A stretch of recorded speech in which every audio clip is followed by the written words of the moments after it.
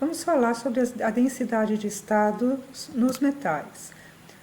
Nos metais, a banda de condução está parcialmente preenchida e uma pequena energia dada aos elétrons pode fazer com que eles passem para os níveis de energia aqui superiores desocupados e possam se deslocar fazendo a condução. Essa energia é pequena porque com a energia térmica ela é pequena, então só os estados mais acima aqui da parte ocupada é que conseguem passar para essa banda de condução e é suficiente para conduzir. A habilidade de condução está relacionada com a quantidade de estados disponíveis para que os elétrons possam se deslocar por eles. Então, a gente determina o número de estados que tem energia entre um intervalo de energia de E e E mais DE, a energia qual for que nos interessa saber, pode ser no meio da banda dessa parte aqui, em qualquer parte da banda de condução aqui.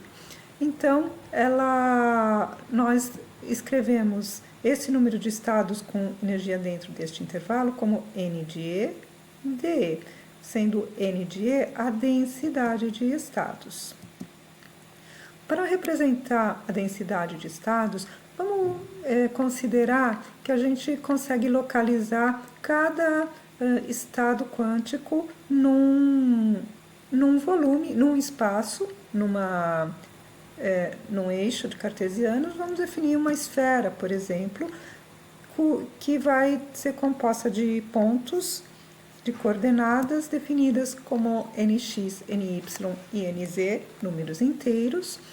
E então cada estado quântico aqui tem essas coordenadas, números inteiros, como eu falei, de modo que se eu tiver aqui na superfície da esfera também vou ter números coordenados, pontos com coordenadas com números inteiros, temos o raio da esfera, que é a raiz de nx ao quadrado mais ny ao quadrado mais nz ao quadrado.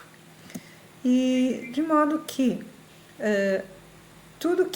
vários pontos que estarão aqui dentro dessa esfera, com coordenadas inteiras, eles vão ser elementos de volume dessa esfera e vão representar cada um deles um estado quântico, de modo que o número desses estados aqui dentro é dado por 4/3 de πnr ao cubo, o volume da esfera. Porém, esses números quânticos só podem assumir valores inteiros, de modo que nós só podemos considerar 1/8 dessa esfera. Então, este volume tem que ser dividido por 8. E também cada coordenada, cada estado aqui pode abrigar 2 elétrons, porque nós temos spin mais meio e spin menos meia, projeção do spin. Então, dividimos por 8 e multiplicamos por 2, de modo que o número de estados que estão contidos numa esfera cujo raio é dado por esse valor de nr é π nr ao cubo dividido por 3. Podemos também lembrar que o sólido pode ser um cubo, por exemplo, então podemos representá-lo como se fosse uma caixa cúbica e cujos níveis de energia são dados por h ao quadrado sobre 8ml quadrado, que multiplica nx quadrado mais ny quadrado mais nz quadrado. Mas isso que está aqui dentro é nr ao quadrado. Então, podemos fazer o seguinte, elevar o primeiro e o segundo membros dessa equação ao quadrado, vamos ter um nr à sexta aqui.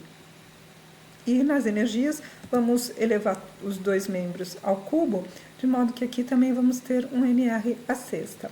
Cada uma das equações, isolamos o nr à sexta e igualamos o que sobrou, né, o outro membro.